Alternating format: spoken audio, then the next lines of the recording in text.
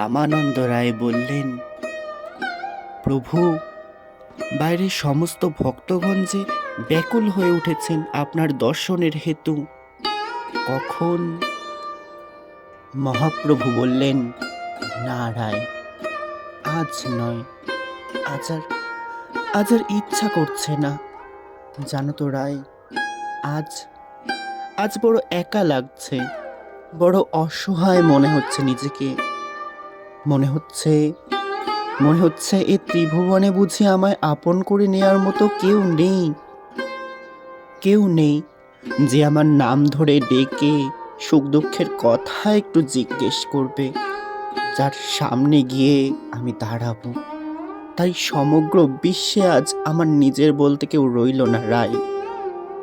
আজ আজ আমি একা।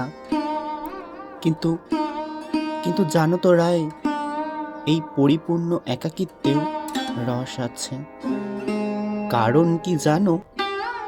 ওই যে মোর প্রাণ বধূর চরণের সাথে মোর পরাণটি বেঁধে রেখেছি আজ জোর করে। লোকে বলে সে আমার হৃদয় নাকি চুরি করেছে। আসলে তারা কেউই জানে না ওই হৃদয়টি নিজ হস্তে আমি তার হৃদয়ে স্থাপন করেছি। তাই তার ও আমার প্রাণ স্পন্দন আজ এক। আমি সেই প্রাণ প্রিয়কে প্রতিটি জনমে জনমে পেতে চাই। আজ সমগ্র জগৎ সংসার আমাকে ত্যাগ করেছে তার জন্য।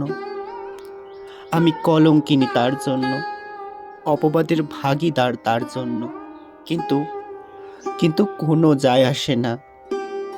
সব সমর পিয়া এক মন হইয়া নিশ্চয় হইলাম দাসী। তাই তাই তুমি আমায় ছেড়ে যেও না, আমায় ছেড়ে যেও না, আমায় ছেড়ে যেও না। মহাপ্রভু থামলেন। অশ্রু ভরা রক্তিম চোখ নিয়ে নিষ্পলক দৃষ্টিতে তাকিয়ে আছেন এক কোণে। রামানন্দ রায় কথা না বাড়িয়ে একটি দীর্ঘ নিঃশ্বাস ফেলে দরজার কপাটটি দিয়ে বাইরে বেরিয়ে গেলেন। কারণ তিনি বুঝতে পেরেছেন ইতিমধ্যে তার শোনা সমস্ত আক্ষেপ ও নিবেদন একটিও শ্রীমন মহাপ্রভু নয়। আজ মহাপ্রভুর মধ্য দিয়ে ক্রমান্বয়ে নিবেদন করে চলেছেন মহাভাব স্বরূপিণী শ্রীমতী রাধারানী।